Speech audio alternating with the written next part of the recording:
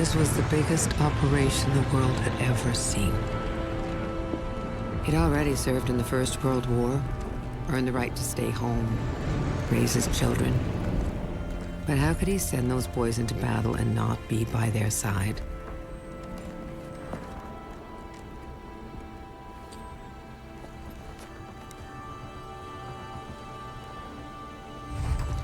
Many were killed that day. One was my father. Major Archie McNaughton was 47 when he died on D-Day, the invasion that marked the beginning of the end of the Second World War. You're watching an interesting local show on Rogers TV and you want to know more. That's when you head to rogerstv.com. Our website provides more information about our programs, our hosts, our schedule, and about how you too can get involved with Rogers TV. Visit us online at rogerstv.com.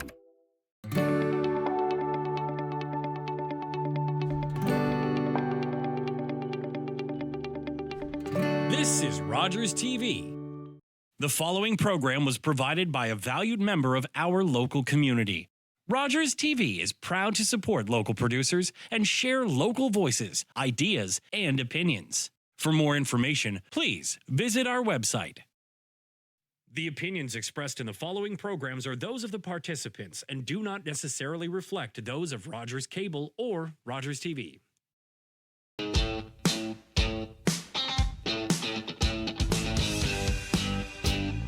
Good afternoon, or morning, or evening, whenever you're listening, NB Poli Pod listeners. Excited to have you. We are here, as always, in Mennequist, in St. John, New Brunswick, on the unceded territory of the Mi'kmaq, the Wolastoq, and the Pescataway. I'm excited to be on this journey with you during this election. This is the NB Poli Pod's first general election. We've covered by-elections. We've been doing this for 76 episodes now, and we've been having a blast. Of course, I won't be joined by the original co-host, Joanna Killen. She is on the campaign trail as a candidate, and we have decided to make the call that this platform should remain as neutral as possible and unbiased as possible. It's always difficult to. I shouldn't say difficult. It is impossible not to have a bias, but I'm sure you'll hear those biases from us as we go. I'm going to bring Shawn on in a second. Shawn, our lovely co-host for this election cycle. I'll bring him in just 1 second. First, I just wanted to give a shout out to all of you folks who are asking for us to have a second podcast during the week, during the election cycle. I would love to. I'm going to work on that. I can't promise a second one every week, but I am lining up Miss Julia Woodhall-Melnick, who is Canada Research Chair in Housing, to be on here. If you follow her, if you've seen us on Twitter, you'll know that she is putting out some really amazing stats every day that her department and her research students have been compiling about the housing system in New Brunswick, which we've talked a lot about on this podcast. And we've had, if anybody's listening for the first time, if you want to listen to a deep dive on some of the housing realities that are faced in the nation, we have a podcast with Millennial Moron. It's his pseudonym because he's a TikTok superstar, really. Was sort of famous for doing this series of comparing Canadian real estate to real European castles, where it turns out many times you can buy a European castle cheaper than you can buy a bungalow in some cities in Canada. And that doesn't just include Toronto and Vancouver. He compared it one time to one in Halifax, which is ridiculous. So anyway, you can go back and listen to that. But for all of those of you who are supporting us on Patreon, big thank you to all of you who are paying to listen. We couldn't do it without you. Between the subscription services that we have to pay for to get the podcast broadcast to all the different streams, hosting that, and just even some of the gear that we've had. Some of it's been donated by Rogers, but the other pieces to that puzzle, it's really helpful to have you on here. So you know who you are, but I'm going to list you, as I said I would, on our Patreon account, and I'm going to drop our Patreon link right now. Those of you watching on Rogers TV or on YouTube through Rogers, you'll be able to see that pop up right now. You can see our email here, nbpolypod@gmail.com or patreon.com/nbpolypod. But thanks again to Yves Doucette, Ash Simpson, Mark Brewer, Jackson Jones, Sean Rouse, of course, who will be here in a second, Luke Robertson, and Fred LaForge. You guys are all very helpful to us. Very much appreciate it. And if you want to continue, if you want to help and keep this pod ad free and keep it on the air, we love any amount of support you can give. And beyond that, one more shout out before we jump in to continue the riding by riding analysis with Shawn and his election map that he's created for us. I want to give another shout out to our Francophone equivalent. So there's the Francophone podcast covering different candidates and really doing a lot of candidate interviews. You can go check them out at enbjv.ca. That's enbjv.ca. Yeah, very good to see a Francophone connection piece here. All right, we're bringing Shawn in. Hello, Shawn. Oh, you're muted. Sorry, I know I had you off there. Hello. Now you're back. How are you? Oh, good. Yeah, I'm excited to jump in here on riding 34. Now, just to kind of give folks the score, Shawn has the Liberal seat count currently as we've gone through 33 ridings. Last week, we ended at St. John West, Lancaster, which, I mean, that riding is probably getting more attention right now across this province than any other. The only one that may be getting more attention was the Hampton riding, just for some of the content that conservative candidates have been connected with. And we've talked about that on the show, actually, in the past. Joanna is running there, and Joanna is on the record as speaking about that content because we knew about it long ahead of, people starting to drop it on Reddit and Twitter and Facebook and all that.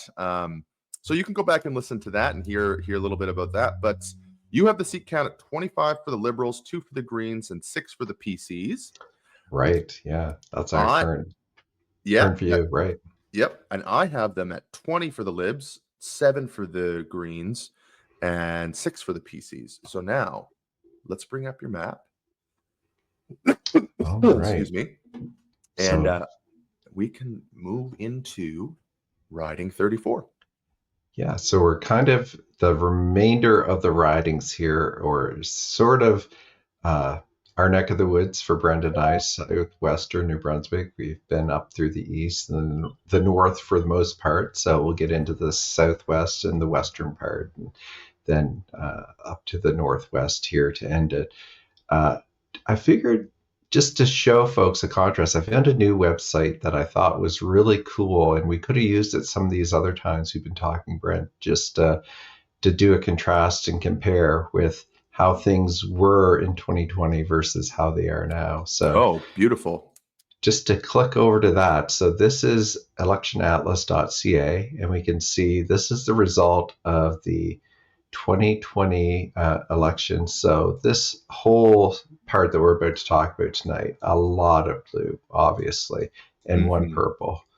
So just very deep conservative country that we've been assessing or about to assess here. Yep. Now we flash back, we see no incumbents in Hanwell, New Maryland, no incumbent in Fundy the Isles, no incumbent in Hampton St. Martin's. We talked about that one, in Arcadia, Butternut Valley, Maple Hills. So the best one, yeah. Still a lot of blue here, and right. I suspect we'll talk about that. Yeah. So to zoom in on King Center, we'll start there. So we have the Liberal Brian Stevenson running there, and we have PC Bill Oliver, former Speaker of the House, Green Bruce Dreyer, and those are the only 3 candidates. There's no Green or NDP yet, and you mean People's Alliance? No People's Alliance, no NDP, and no other. Thank you. No worries. I mean, I know Bill Oliver's going to be hard to beat. Brian Stevenson, he's quite well known on Twitter. He's quite active on Twitter. He's been involved with a bunch of different projects in the province. He's been part of the Liberal Party for a while, as far as I understand. But Bruce has run a number of times. I have to give this lean to Bill Oliver, but there is some dynamic changes here. I know Bruce has a bigger team. Weirdly enough, he has been not weirdly, I shouldn't say it's weird, but interestingly enough, he's been attracting some People's Alliance former supporters. I don't know what the People's Alliance got for a vote count last time in this riding, but with them not having, and we've talked about this before, how the candidate breakdown, like where the votes peel off to vote for Greens, can change from Liberal to Conservative depending on the area and the candidate. What did they get? I can't see it on there. So last time it was 61% for Bill Oliver.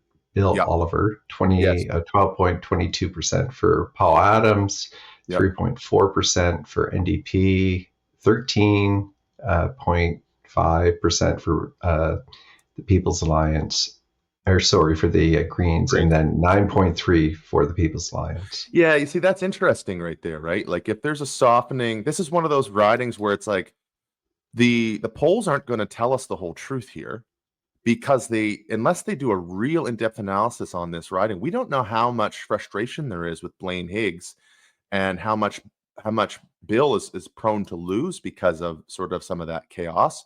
And we don't know how that People's Alliance vote is going to peel. We got to assume a large portion of it will go to the Conservatives. I mean, maybe we should, maybe we shouldn't. That's an assumption that many people would find fair. But like I said, we've seen some folks there who have thrown their support behind Bruce. I don't know Brian's connection to this riding deeply. So, the Liberals were a third place party in this riding last time.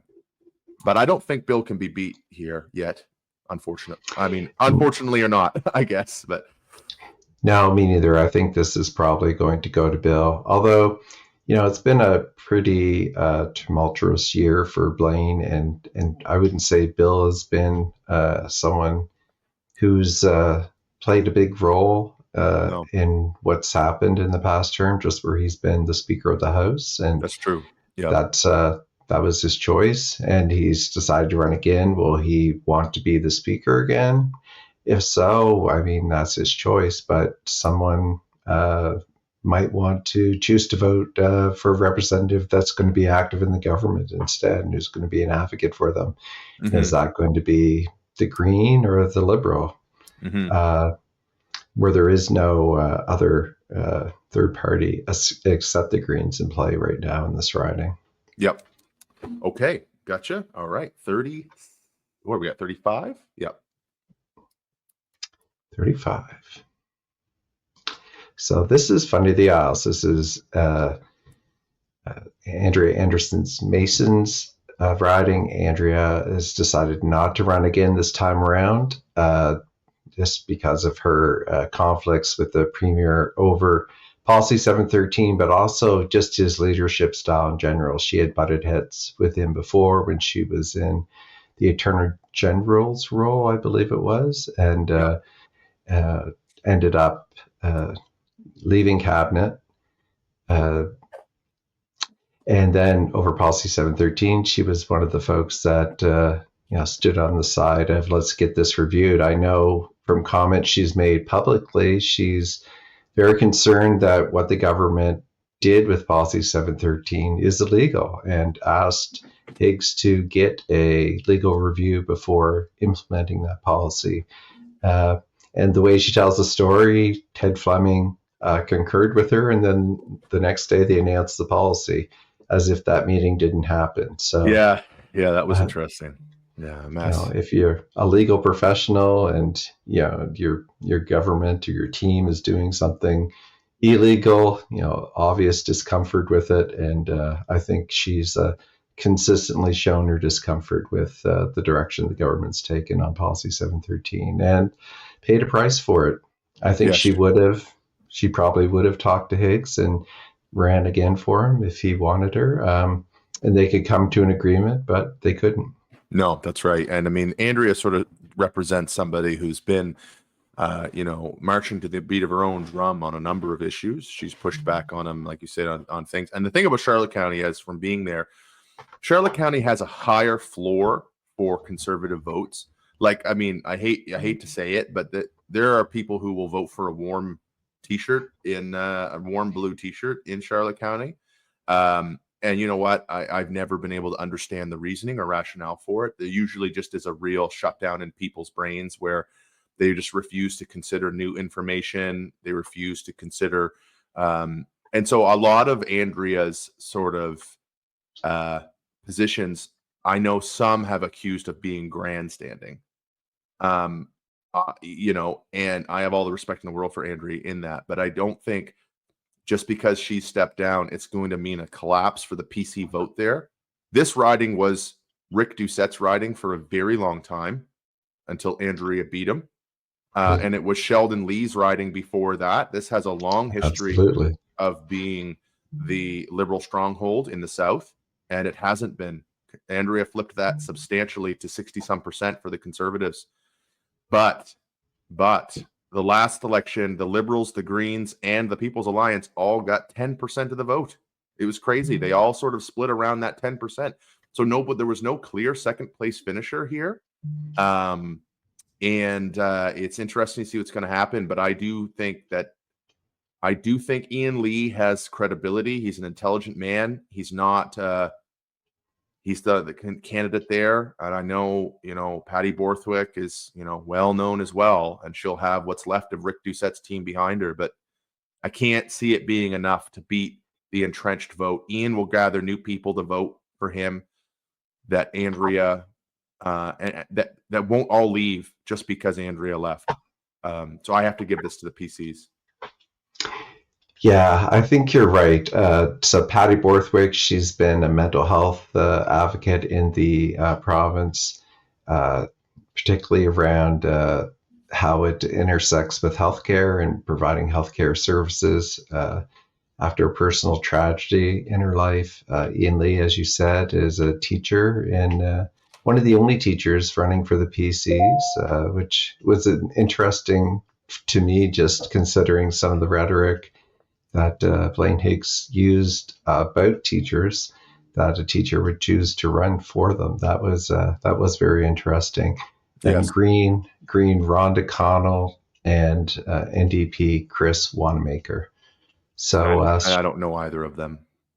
now Charlotte County is like a second home to me in the province. It's where my wife is from. I worked a lot of summers in Charlotte County in Black's Harbor at the fish factory packing sardines. So and a lot of my extended family still lives there, and my father-in-law has a camp that we use in the summertime. So I spend a lot of time in Charlotte County, see a lot of people there. Ian Lee's father ran once before for the PC, so there is some family history there as well. So I think that probably played a part in Ian jumping on board here. So good point. Yeah, I think the winds are blowing in Ian's direction at the moment. Yeah. Okay, let's go to St. Stephen.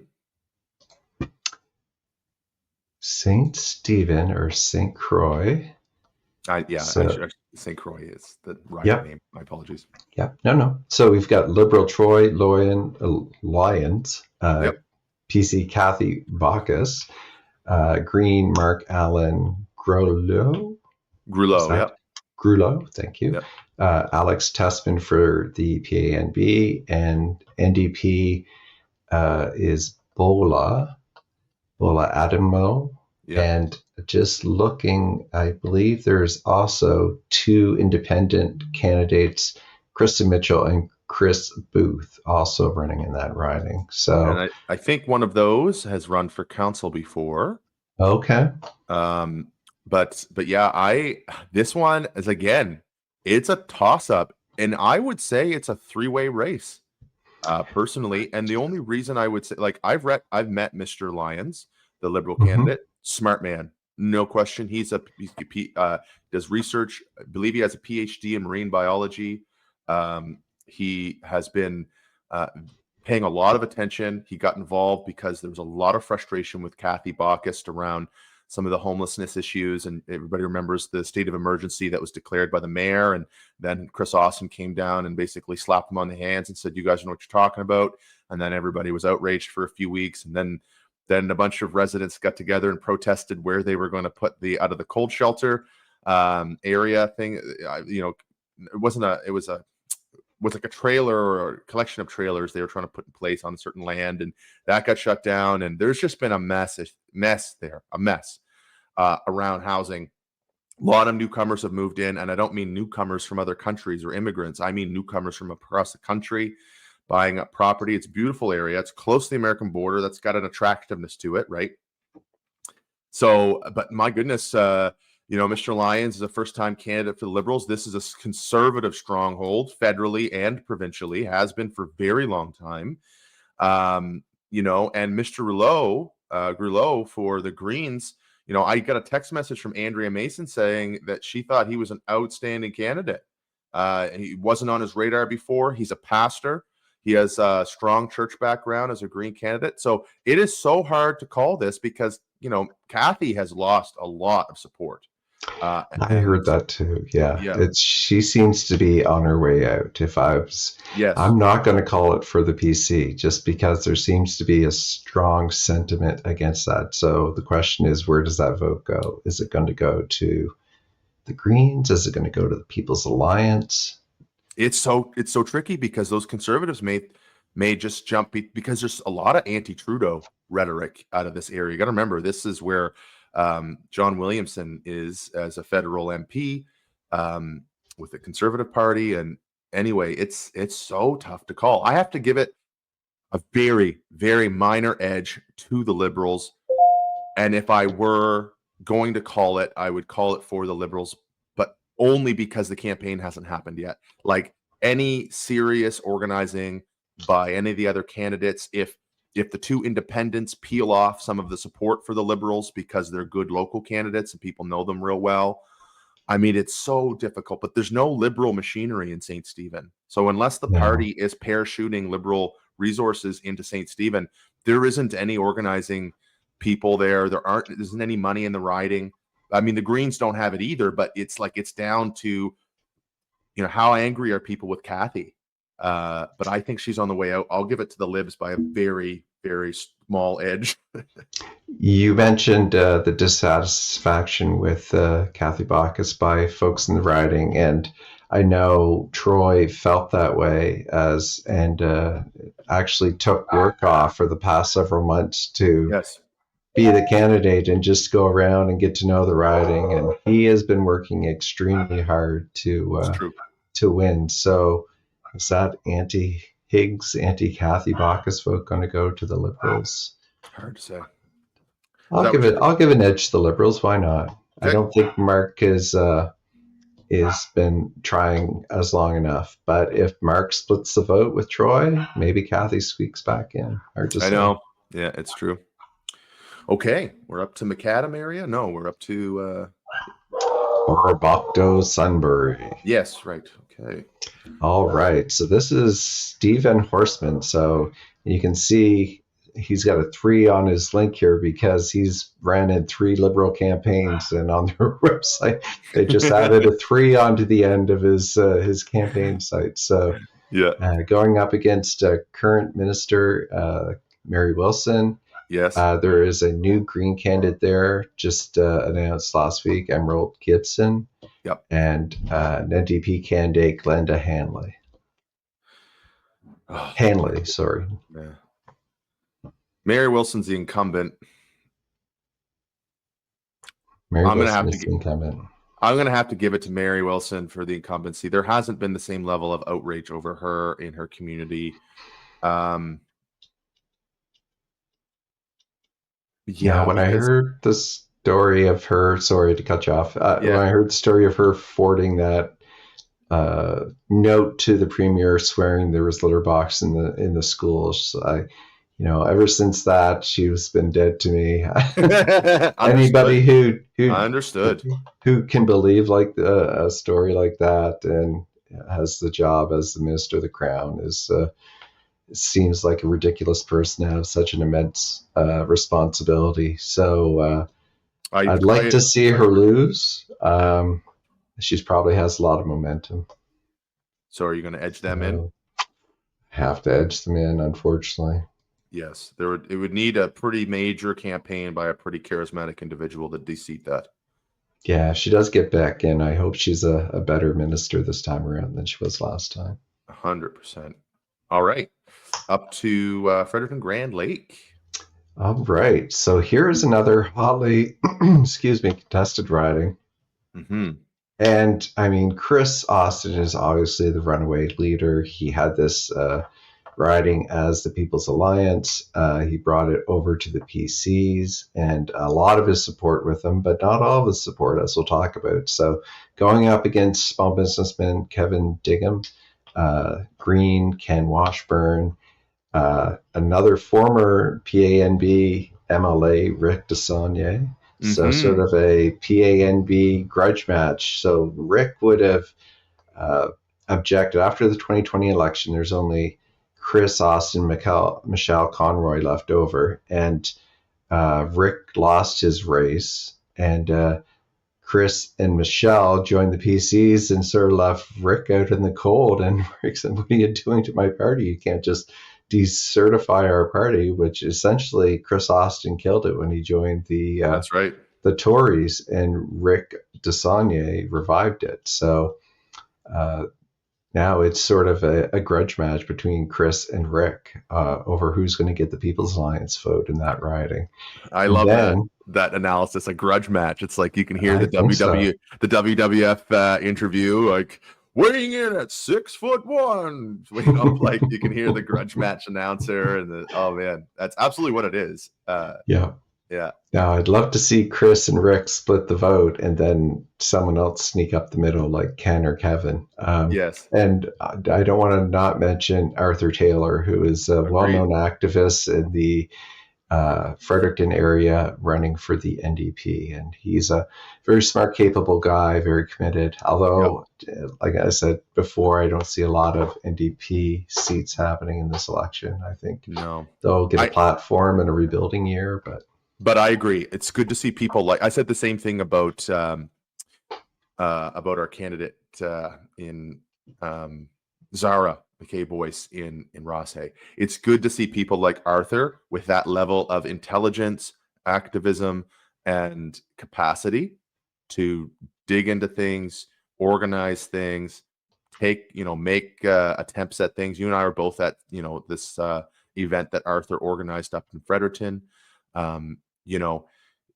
I do see him in those formative years around his activism and trying to find his political positions and leanings. And it's just great to see somebody like that put their name to run, especially for a party that, when you see anybody put their name in for the NDP in New Brunswick, like we've said, it's a pretty big statement of their character and their commitment to democracy, because who out there wants to run and lose?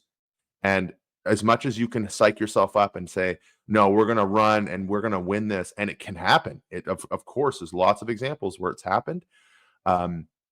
It's, the writing is on the wall for the NDP currently for this election. I think campaigns do matter, but man, it's a pretty big testament to those, folks' character and their determination. Absolutely. I think Arthur's setting himself up for a future in politics by running, and he's run before as an independent, so this is his first candidacy. But in that riding, the winds are against him for sure. So it's probably going to go to Chris, because I think he, still retains enough support there to win it. Agreed. In my view. No, I agree.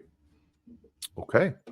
All right, so we're into the urban Fredericton area now. So here, there's some pretty interesting races here, which I suspect we'll have a lot to talk about.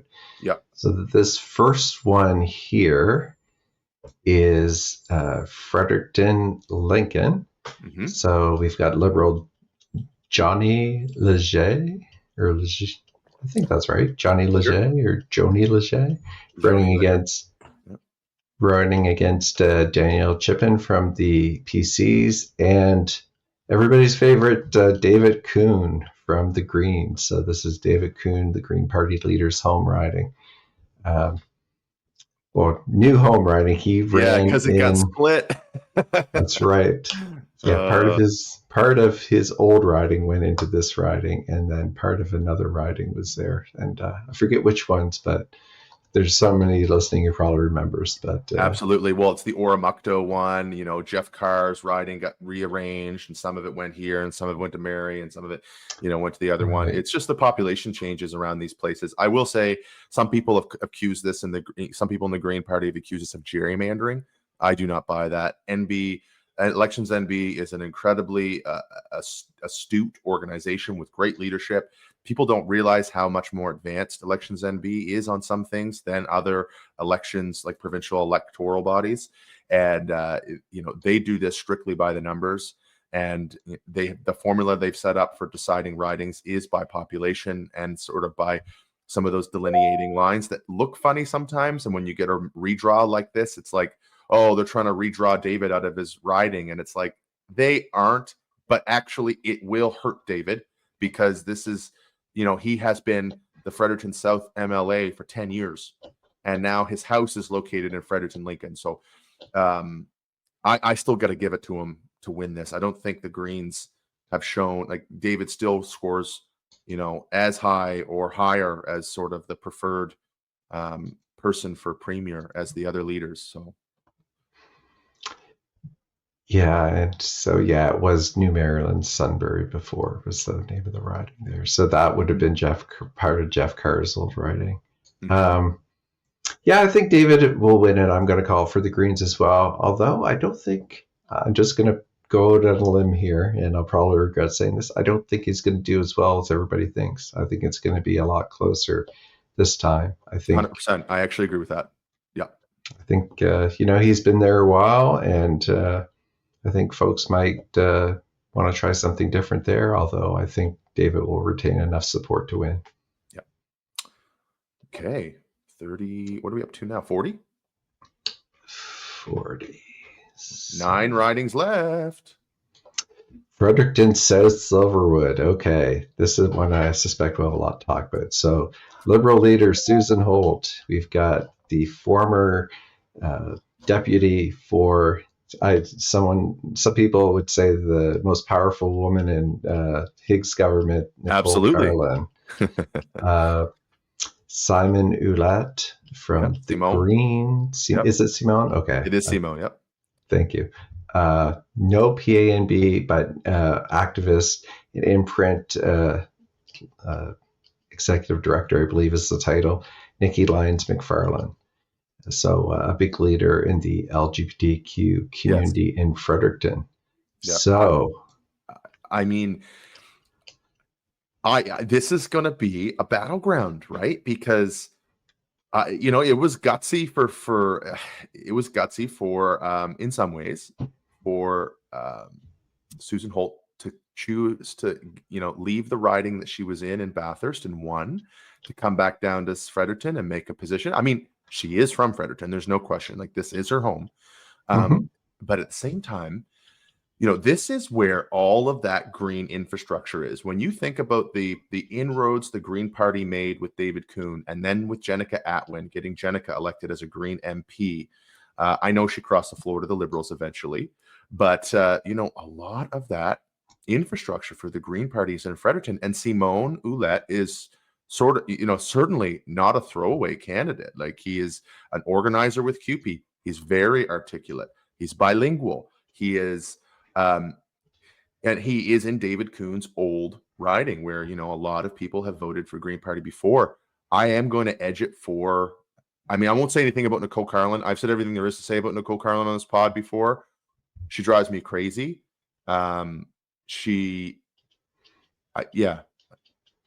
Just the approach she's taken and how she's yanked that party is a shame. It's taken the party from a communication standpoint, and her relationship with people like Erica Hashi have yanked that party into a dangerous game. That I don't just mean dangerous culturally, because they're interested in culture wars and all that. But Nicole Carlin has been at the forefront of yanking things into this more extremist fear response, fear driven, teachers have agendas, tell them not to keep secrets, absolutely, into this mess that is really poisoning the well of politics in New Brunswick, and bad for the Progressive Conservative Party, because of all the reasons that people like Andrea Mason and Dorothy Shepherd and Trevor Holder and all of these, long time, and even newcomers like Arlene Dunn to the party who had real competency. And yeah, I didn't agree with their politics or positions, but I can't argue with their ability to organize, get things done, and to stand in positions of governance and do a decent job. Like, I can't argue with that. And they have pushed them out of the party completely. Like, it's dangerous for that party. If they lose big, it will be an indictment on people like Nicole Carlin and Erica Hashi and Steve Outhouse and this type of politics, in my opinion. I think that's an important point. I mean, this is really one of the leaders who have gotten us to where we are today with the progressive conservative, or the not progressive conservative party here in New Brunswick. Carlin is a leader, Hashi is a leader, Higgs is a leader, Outhouse is a leader. These people have the party and the kind of politics that they've been working for right now. Yeah. This is when everybody walked away, these were the folks who grew more powerful, and their voices got louder and their influence became more prevalent. And if you don't like the PCs, look no further than Outhouse, Higgs, Hashi, and Carlin. So if you're a fan of that kind of politics in that riding, I don't think so. I don't think Carlin's going to do well. No, not at all. I think it's not a big secret that she tried to recruit extensively for that riding and then failed and decided to run herself instead. They kind of taunted Holt about it at the end of the session of the legislature, that and it was the day after Holt had taken a small drop in the polls, that she was in trouble. So I think you're right about Simon. I think there's a large Green contingent there. I think Susan's going to take the riding, though. Yeah. I really do think she's got this one locked up. Yeah. And again, honorable mention to Nikki. I'd love to see Nikki get elected again. Great person in a party that's not on the map right now. So. Okay.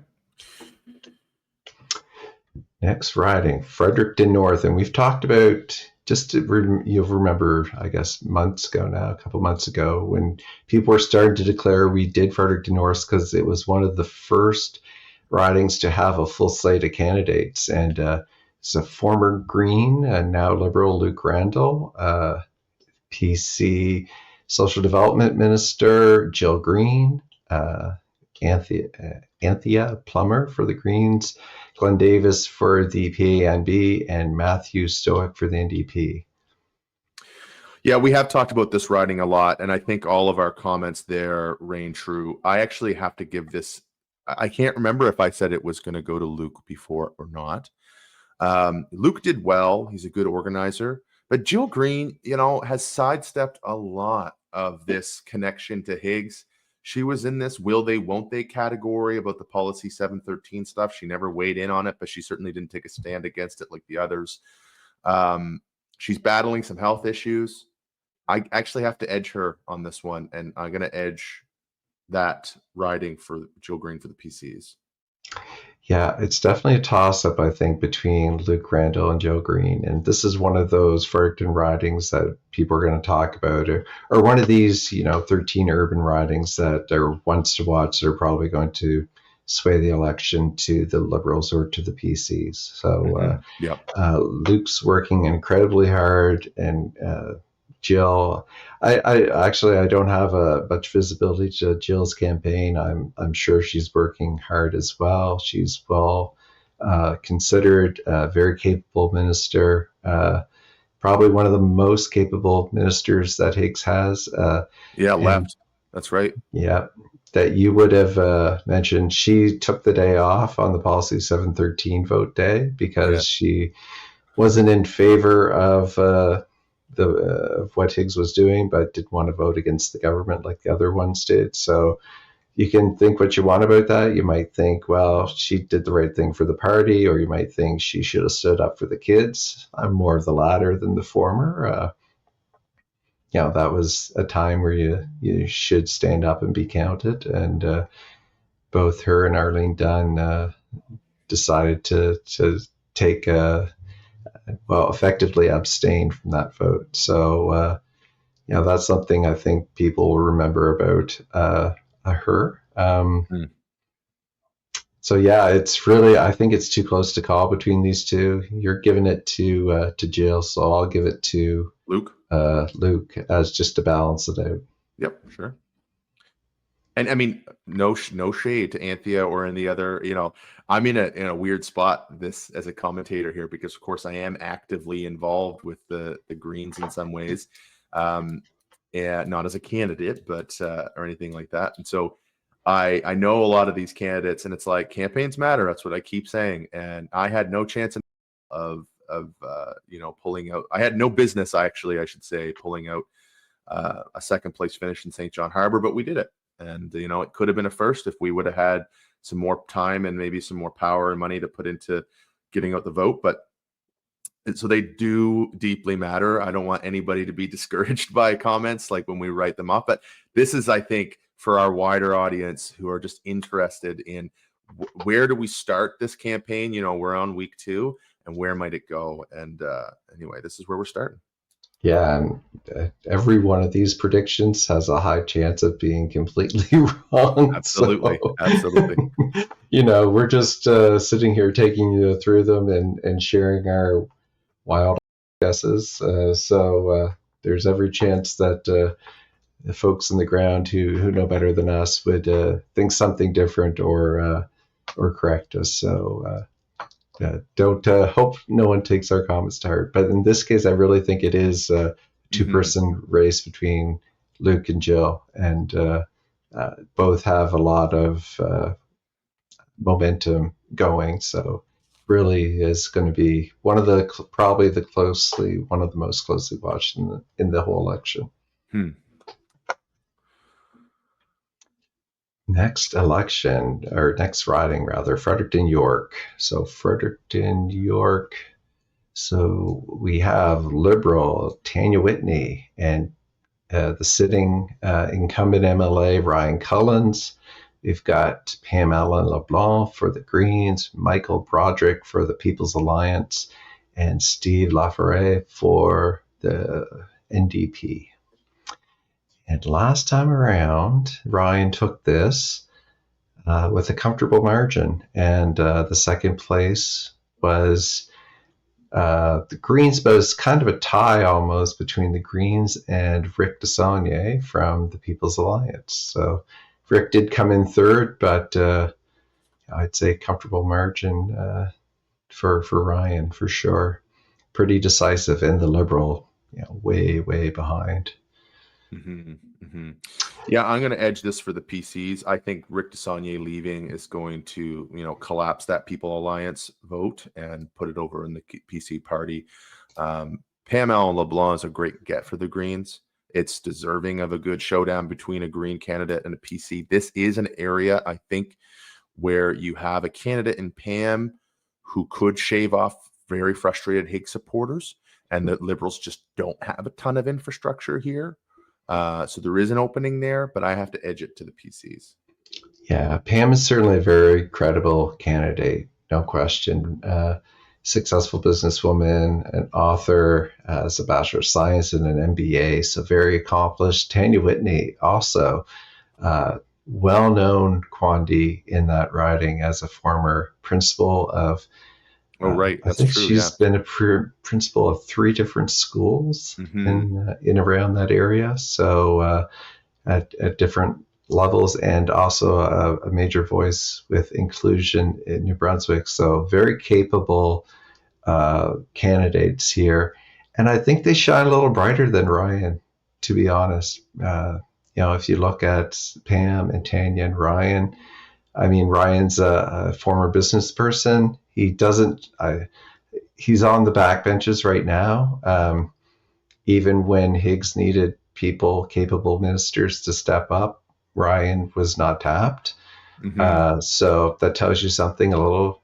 He reads a lot of member statements, and he does that very well. And I've seen him step in as a committee chair and do that kind of work before. So he's certainly a capable guy who's not played any significant role in government to date. So kind of a dim light beside Pam and Tanya, to be honest. Agreed. I just think there's an entrenched vote there for the PCs that's going to be difficult to beat. Yeah, I am going to lean it to Ryan as well. But I think if Tanya and Pam get out enough vote, they all have a chance to take it away from Ryan. Mm-hmm. Agreed. All right. Hanwell, New Maryland. A completely, Maryland. like, oh my goodness. It's crazy. Okay, let's zoom in on this. So this is one of those no incumbent ridings. So we have Cindy Miles for the Liberals, and then the mayor out there in New Maryland. I believe it's New Maryland she's the mayor of, Judy Wilson-Shee, and then Susan Jonah for the Greens. We've got Chris Hertzby, Hertzby. Yep. Sorry, I'm mangling your name, Chris. And Joelle LaPlante for the NDP. Yeah.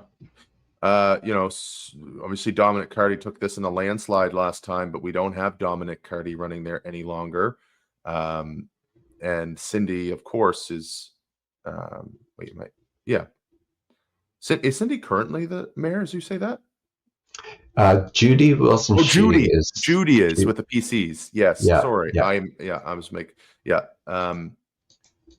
It's difficult because I think Carty won this on personality and presence more than the progressive conservative, like, entrenched vote that's there. I mean, it's a pretty big suburb area of Fredericton, suburban voters. There is definitely a pretty big rural, like right down to Fredericton Junction, but there's not a lot of people down there. There's a lot of people that live in those little burbs right outside and into Hanwell. And it's hard. Susan Jonah finished second last time for the Greens. She's running again. What's your take on this one? Judy got herself into some trouble before when she allowed a right-wing activist named Tanya Gaw to speak to book facilities in the town. That still dogs her to this day. So it's something that I've heard mentioned already. Anytime I hear her name come up, I hear that story. So I don't think that's gone away. She's known to be sort of evangelical, or leading in that same faith-based politics as Higgs and Grassetti. So she's got a pedigree there. I don't think anything Higgs has done in that vein so far has bothered her. I think she'd be pretty on board with all of it based on previous comments. Cindy Miles is very well known in the Fredericton area. She ran in 18. Yes, and her husband Rick Miles, you probably remember him, as former MLA. So both have been very active in the Liberal Party and in that area. So I think it's between Judy and Cindy personally. And I think it'll be between Cindy and Susan, actually. Okay. Yeah, I do. Susan, I think Susan Jonah will hold on to every single vote that she got the last time. I don't think anybody's going to jump ship for Cindy. I know that Cindy won, was close to Carty the first time she ran. And so I think Cindy will actually get all of her votes too. But I think there's going to be a major frustration seeing with the Conservatives. And I think this is going to be one of those ridings like Hampton where there's going to be some retribution at the polls for the Conservatives. And I see a lot of those Conservatives splitting to the Greens. That's just how I see it there. But I still think Cindy will take it. But I think it'll be less than 50% of the vote for Cindy. And I think it'll be, within 5 or 6 points of Susan Jonah. And again, like those campaigns, that makes the difference. So, but I agree. Cindy's got some of that experience with her husband being an MLA, and she's run before herself. Like there's a lot of institutional memory there. For sure. And you mentioned it's a suburb of Fredericton, and a lot of civil servants would live here. It's no secret that the civil service is very frustrated for the large part with the Higgs government. I think they will vote to get rid of him this time around, en masse. Yeah, that's my sense, anyways. Agreed. So I'll give the edge to Cindy here myself as well. Okay. And, 44. Only 5 ridings left. and we Try to sneak them all saw in. Chris Duffy ran here for the Liberals last time in 2020. And in Carlton, York, this time, Chris is running for the Liberals here. So he is a small business owner. He's running against current MLA Richard Ames, who is also, he's a minister in the government, up against Bert Falkins from the Greens and Sterling Wright from the People's Alliance. I got to give it to Richard Ames. Yeah, he is a pretty cool customer, I would say, in cabinet. He's one of these no-nonsense guys who's not there for the politics. He eschews it actively. Yes, that's true. Anytime he gets asked a question period, he says, I don't know. I'll find out and let you know. And he sits back down. None of these big flowing, Trudeau comments or anything. Well, the real question is whether or not the whole government, all that stuff. No, just a no-nonsense, no drama kind of guy, straight shooter. I think a lot of people like him. Chris Duffy, I think, has work to do in that riding to earn the votes. I don't know Bert and Sterling very well, though. I don't know either. I met Bert, but I don't know Sterling at all. I think Bert in the provincial executive for the Greens. Yeah, at one point in time. I think memory serves. Yeah. He's a longtime Green supporter and organizer. Yeah. He's done different, he comes from a farming background, civil technology, from community college. That's his degree. So, he, but the Greens don't have, like, we ran Luis Como here last time, and Luis Como is a far more known commodity in this province. And, we didn't pull enough. So. Yeah, I see Sterling post videos all the time on Facebook and just giving speeches about Higgs that could be a Green person talking, could be a Liberal talking, just very, very anti-Higgs for all the same reasons as everyone else. So he probably has some appeal there, but I also would give it to Richard Ames. Mm-hmm. Okay. So 45. We've got about 10 minutes left here. So we've got Marissa Pelkey versus Bill Hogan for the PC, Green Jada Roche, and People's Alliance Charlie Weber. I don't think Bill Hogan's going to lose this one. I think Hogan probably does have a lot of support in that riding. I think Marissa Pelkey is an excellent candidate. She's from the New Brunswick Civil Service. She works in the social development area, where she's become very well known for supporting those in underprivileged or those who need help. She's very well thought of.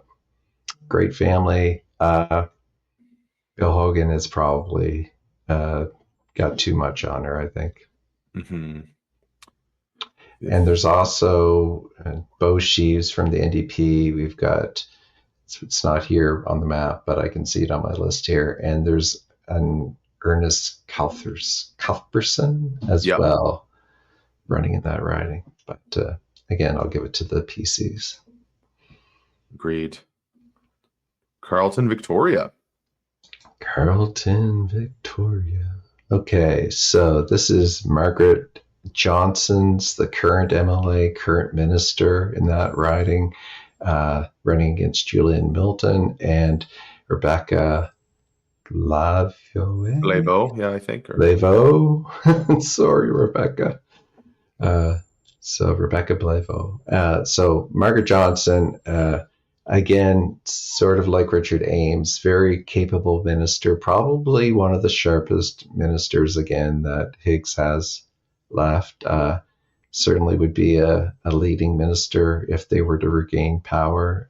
Very, very sharp, very capable, very no-nonsense, very partisan, very rah-rah team kind of person, but I think we're all a little that way, so I can't hold that against her. But I don't think Julian will have enough momentum to take her on. And I don't know much about Rebecca. No, I agree. Tobique First Nation has a lot of reason to despise the Higgs government, and they have a lot. They've organized a lot over the years as a band, and that's where Julian comes from. But Margaret beat the Andrew Harvey, right? Beat the Harvey sort of institution. TJ Harvey ran for the leadership, and just barely lost to Susan Holt. And I just don't see this area going back to the Liberals yet. But I'm going to edge in the PCs. All right. I think our next one is Grand Falls, St. Quentin. So we've got Liberal Chuck Chasson against Marc-Andre Ross and Danny McLean-Gabu. Yeah, and we have there we go, St. Quentin. I just went to the wrong one. I think Chuck is going to take this one. I don't think it's going to be that close. I think the old name for this one. Oh, I clicked on the wrong one. That's why. One moment. Yeah, so last election, Chuck would have got 60% of the vote. Second place, 29% for the PCs. So pretty decisive, I think, right now for the Liberals. I think he's, again, well considered. It's probably a shoe-in for cabinet if the Liberals win. So I would say Chuck's got the advantage here. Yes, me too. All right, 48. Here we go. So this is J.C. D'Amour's riding up against former mayor, I believe it is, Roger Quimper. And so Roger was mayor of, I know you all know this, but it's slipping my mind. Yeah, where was Roger? Is he the singing mayor? I think he was the singing mayor. Oh, is he? I haven't heard that one. Maybe he wasn't. Maybe that wasn't him. Maybe that was, oh no, that was someone else, sorry. There was a viral video of him and Higgs standing at the skateboard park recently. So that was something that made the rounds and got photoshopped a little bit. Yeah, I'm going to give this to... Oh, you know what? I think I'm confusing him with Normand. Yeah, so, Normand, who is the singing man. Yes, my mistake. So I'm going to give this to Jean-Claude. I don't think it'll be close. Yeah, JC's got this one. He's so Roger would be Irving Oil employee since 1984. So that explains some of his affinity for Higgs, and his also a well-known volunteer in the community. That's it. All right. So, and two-person race up there. So Roger would have been one of the later candidates to join the race for Higgs. Not as late as some others, but. And 49, we have Madawaska. We've got Francine Landry up against Michelle Morin, former military officer, and Andre Martin for the NDP. I don't think there's a Green candidate there at the moment. So this will be a non-contest, really, for I think Michelle. I'm looking at the wrong one. For Francine. I'm pretty sure Michelle is a former or current councillor in Edmundston. So he is a well-known political quantity, respectable guy, and sort of, it's one of those municipal politicians who you kind of say, really, you're jumping on board with Higgs? I know. So really, I would, sit this one out if I were you. But anyways, he is jumping on board, so he decided the time was right for him. We'll probably see him again. But yeah, I would give this one to Francine. I think she's got it. Okay, listeners, this is the moment you've all been waiting for. This is our analysis, and I apologize for my pen clicking. I am going to make sure a couple of comments about the audio. I think I fixed the audio this week, which is, I hope I have, but also about my pen clicking. Bad habit. I've got a clicky pen. I love clicking them. People have been hating me about that since I was in elementary school, or middle school somewhere. So I apologize to you listeners for enduring that. But my numbers are 25 Liberals, 8 Greens, and 16 PCs. And Sean's are 32 Liberals, 3 Greens, and 14 PCs. So we have a very different take on what's going to happen. Sean's gives the majority situation to the Liberals pretty handily.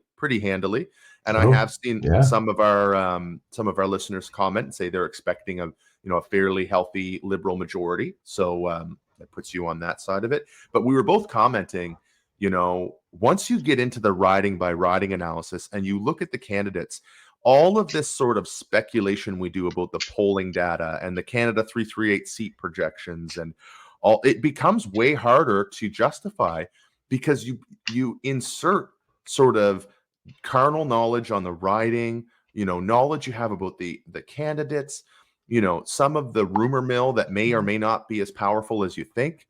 And so it becomes a lot different than what you think. You were saying that Sean, you were a little surprised by the edge that you gave the Liberals in the end.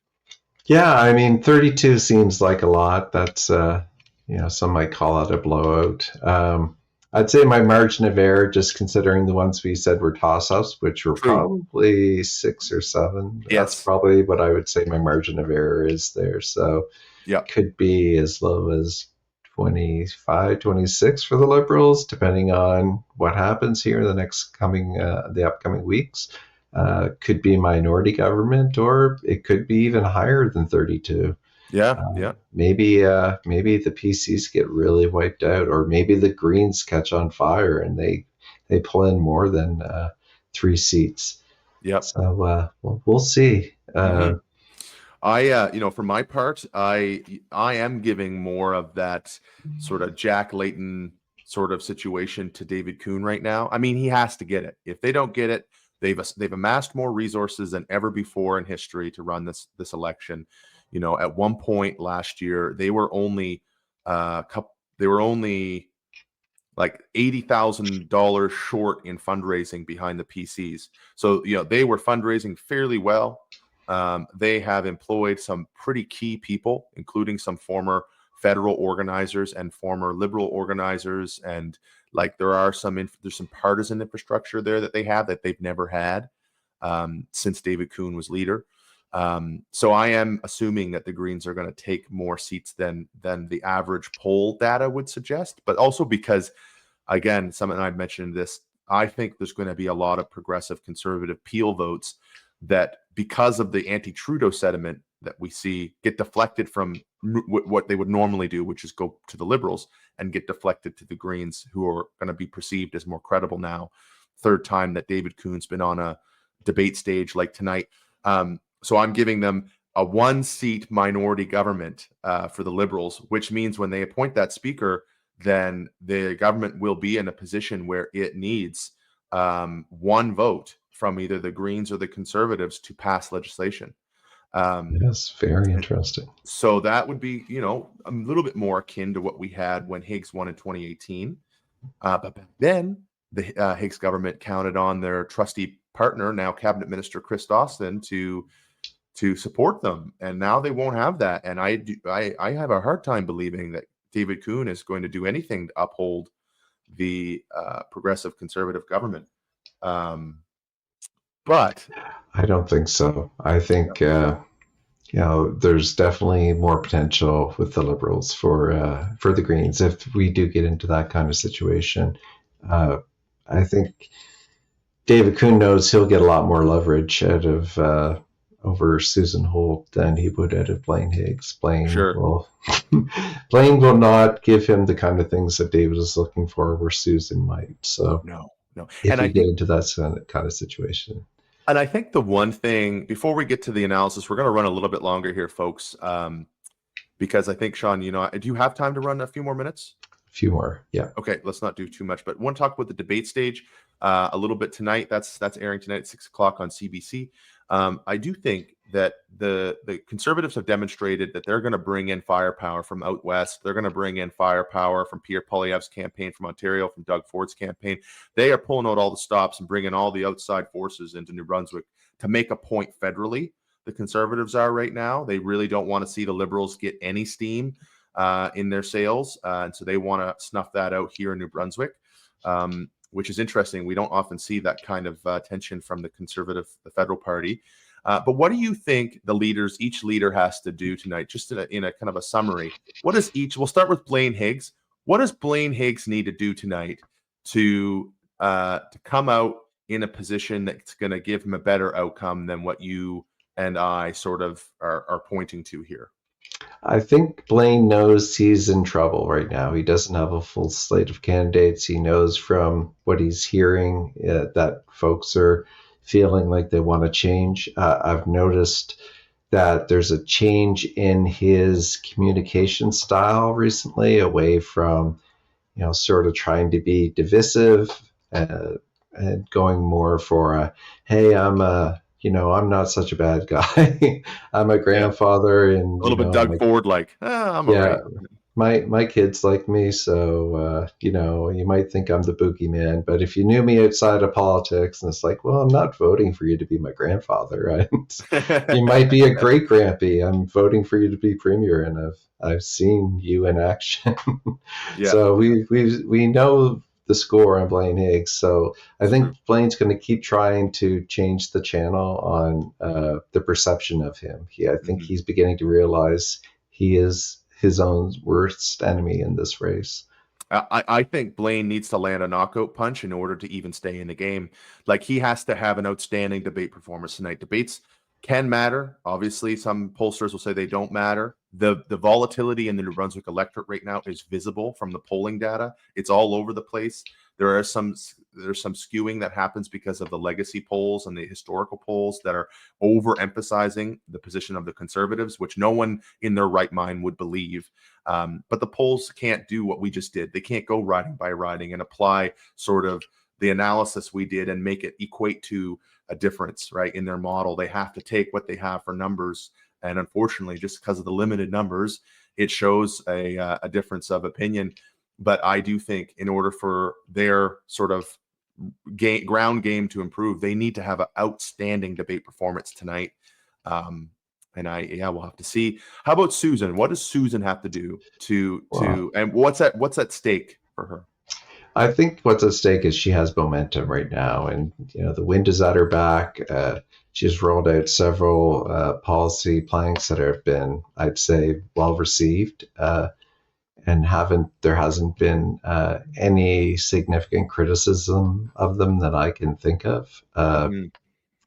Whereas Sherry Wilson said one criticized her rent cap proposal that came out this week, likening it to the crisis in Argentina. It's like, wow, that is just really weak sauce. So the chainsaw prime minister. Yeah, I think what we'll see is Higgs try to tie her to Justin Trudeau, and I think Susan's going to have to set herself apart from Trudeau. And I'm my own person. I've never met Justin Trudeau. This isn't his party. This is my party, and this is what we stand for. And really pledge to stay with those balanced budgets and not, if she had to choose between, a real radical social program and a balanced budget, I think people want to hear that she choose the balanced budget. No one wants to go back into deficit, but no one wants a $500 million surplus either. So definitely not. Let's have a balanced budget and let's fund our social programs. So that's her message, and I think she needs to stick to it. Yeah, I don't think she has to do much tonight. The only thing I will say, there are some of these like toss-up ridings, like we said, where if she's going to avoid the minority situation or the showdown, if between the Greens, she has to kind of come with a real calm, restorative, I'm going to restore some sense to this, I'm going to end some of this chaos. She has to have a calm disposition. she has to lose some of that nervous energy that I've seen her have when she's presenting and speaking. And it kind of comes across in a lot of explaining, and she is a smart woman. So it's not like she's saying dumb things. It's just that it can come across as rushed. It can come across as overemphasizing. It can come across as getting exacerbated. Not that I want to weigh into the gender politics, but I know that plays more against women than it does men. And I know it's unfair, but just from what I've read on some of the psychology behind debates, that nervousness and that energy, it really, unfortunately, is poised against women as elected officials and when they present. How much that's worth, I don't know, but I agree. The wind is at her back. If she comes with that calm, I'm not going to be a radical, but I'm sure as hell not going to be Blaine Higgs kind of response. I think she'll continue to galvanize that and maybe flip some of those toss-ups in her favor. Okay, last but not least, and thank you for the extra time, Shawn, because I know you're in the middle of your workday. What about David Kuhn? What's he got to do tonight? So David is the other 70-year-old white guy on the stage, right? So he's got to show his voters that he is, a choice for change. And again, he's been there the longest, so he's got a lot of history. If he's going to get people to turn out, and this is as we said, the momentum for the Liberals is partially a wish to get rid of Higgs and change the channel on the divisive politics that Higgs has brought since he won his majority. And I think Higgs brought that out as a tool to try and win the election, and that's why he's I think it's majorly for him. He thinks it's going to galvanize his base enough to get them to turn out in those key ridings. For Kuhn, I think he needs to give people a reason to vote for him and not against Blaine. Agreed. Yeah, I think David is in a similar position as Blaine, in my opinion, right? The Green Party is not going to have any support from a federal sort of party perspective. They're not bringing in a bunch of Western infrastructure like the Conservatives are to win something here. They just don't have it. David has a lot of people who support him and and he has a lot of young candidates. But in order for those young candidates, and some of them are very energetic, enthusiastic, and capable leaders, in order for them to translate their energy on the ground into a win, the party needs to be associated with energy and winds of change. He's going to need to land a knockout punch on both Susan and Blaine. If he doesn't have a fairly outstanding performance tonight, and if he isn't combative, like he can't win if he's just going to be common sense, sensible, well, soft-spoken, low energy. If he presents that way, it's not going to do well for him, and his candidates are going to have an uphill battle. But if he can land a knockout punch, and he can tie the Liberals to the interests of the elites, and he can tie their record to sort of the outcomes that we see, and setting the stage for the Conservative government, and not having, one of the things I thought is like, what would David need to say? It's like, well, the Liberals or the Conservatives didn't need to change much in order for the outcomes that we're inheriting today to be felt, right? The crisis we have today isn't because the Conservatives came and did a bunch of changes. It's because the Liberals and Conservatives together have gotten us here. Like, unless he can make that point crystal clear and stab those daggers into both Susan and Blaine with some combativeness in his tone, I don't think people will be alarmed enough to jump over to a new party. I think this discussion around universal basic income that he's getting into this week, it sounds like, I think to the average New Brunswicker, it sounds like a pyramid scheme. I hope he doesn't try and get into the details of that too much into the weeds.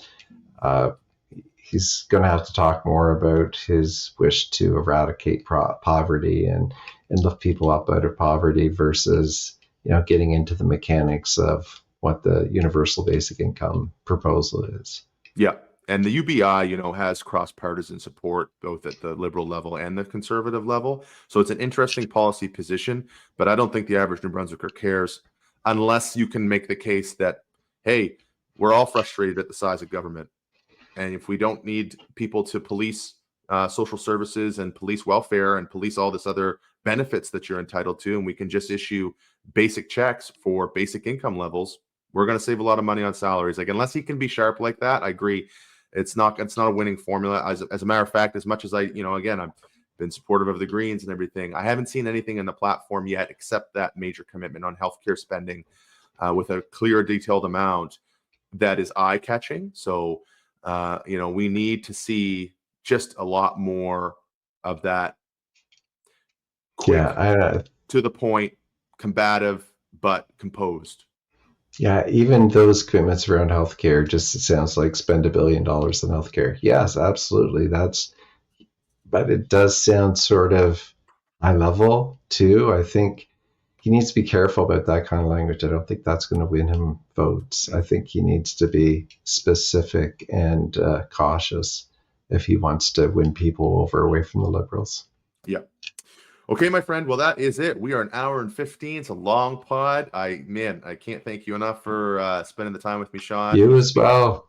Yeah, it was a lot of fun. We got our numbers. We got them in week 1 of the election. We're not being influenced by any crazy stellar campaigns yet, I don't think. We'll see how this campaign See how it goes. Yeah. Maybe we'll talk next week. I think we'll hopefully be able to talk next week about the debate and maybe some of those campaigns we're seeing unfold. Perfect. See you, All right, Shawn. thank you. Thanks, everyone.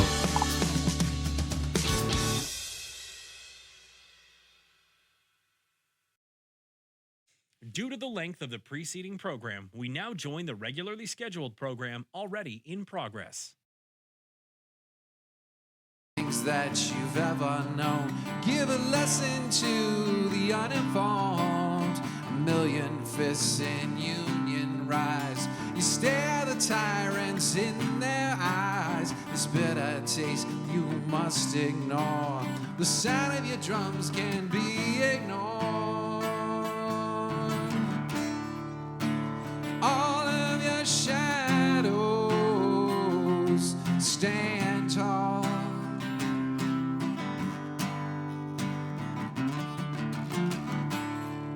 They walk over mountains where freedom calls.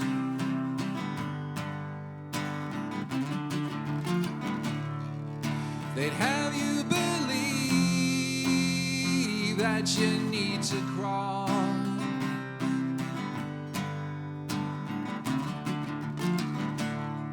These tribal voices are coming through the wall, coming through the wall.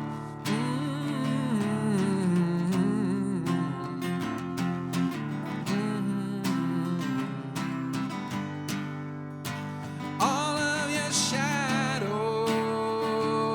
stand tall.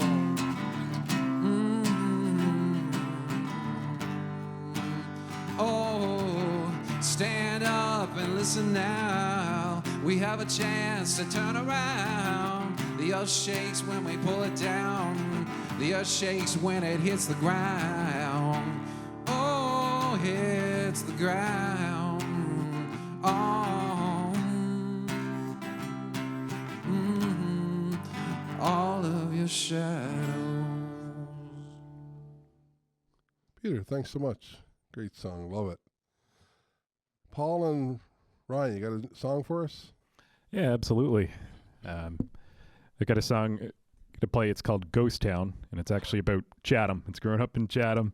I grew up on the hill in the former town of Chatham, and the song is really, I'm not calling Chatham a ghost town. It's more like the feeling you get when you leave, your childhood home, and then you come back, and everything's so different yet so familiar. So.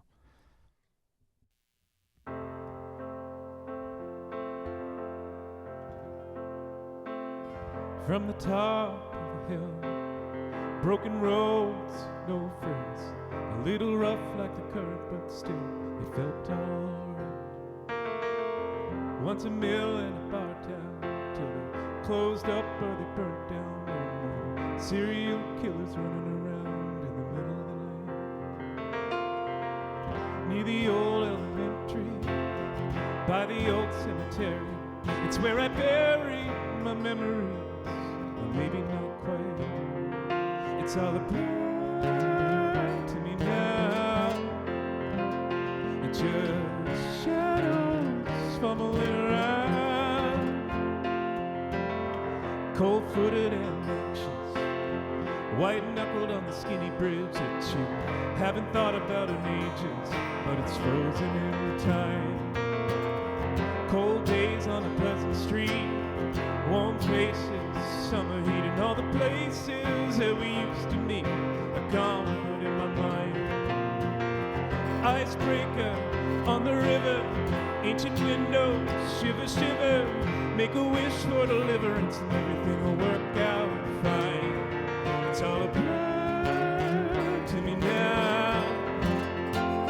It's just shadows fumbling around. I swear there's ghosts still living in this town, and they are following me around. I swear they're following me around. If I am from a ghost town, what does that make me?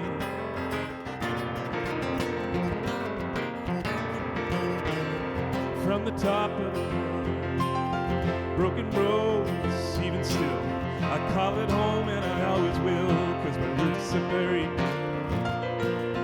down by the old railroad tracks, near the tired old smokestacks. From the hollow I hear it echoing back, the ghost calling me.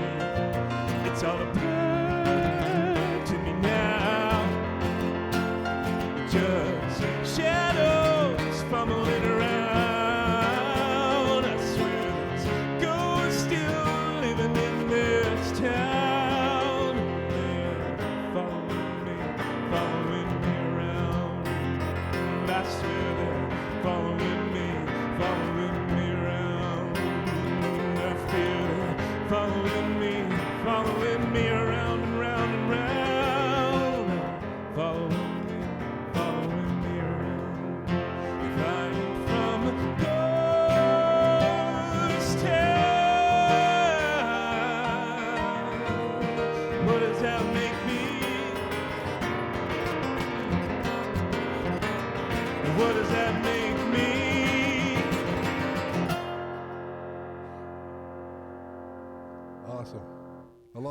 You know what? I've been doing this show for about 8 years, and I just love it because you get to hear everybody's songs, right? And as a songwriter, you're always interested in the approach that people take and the stories that are told. It's just so great. You know, it's just wonderful to hear songs. I'd go listen to somebody with a guitar or piano alone on a stage over someone doing a big production of songs that have already been written, you know. And I did the cover band thing for years, and I have no interest in that anymore. I mean, I just love new songs. Anyway, we're going to take a short break, but we'll be back. Hope you'll stick around. Thank you.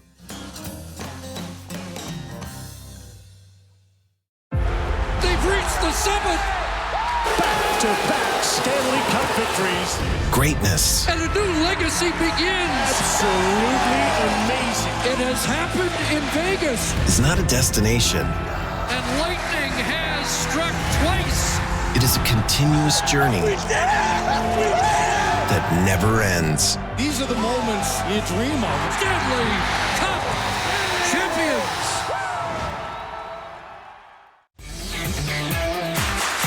Hey, I'm Willie O'Ree, former player with the Boston Bruins. Mike Miller from the Winnipeg Blue Bombers. We're the Mount Allison Mounties. I'm Gerard Gallant, head coach of the New York Rangers. It's Carolyn Cameron from Sportsnet. This is Jake Allen. This is Jacob Poltier from the Calgary Flames. I'm Genevieve Lalonde. This is Drake Batherson from the Ottawa Senators. I'm Arash Madani from Sportsnet. You are watching Across the Line, the #1 sports talk show in all of New Brunswick.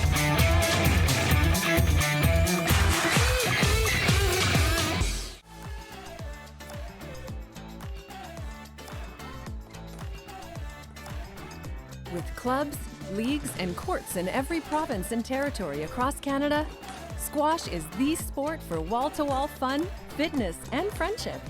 From coast to coast to coast. Learn to play and you'll want to do it every day. Squash. Play inside the box.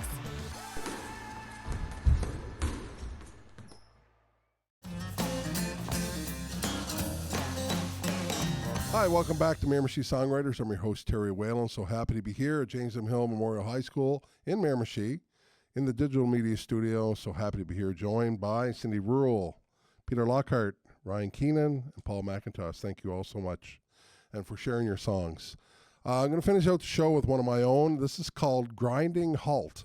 And sometimes life can bring things to a grinding halt, I guess. It's not as dark as some things I've shared. But, you know, I mean, there's lots of ups and downs in life. And, you know, we take the good ones and deal with the bad ones and hope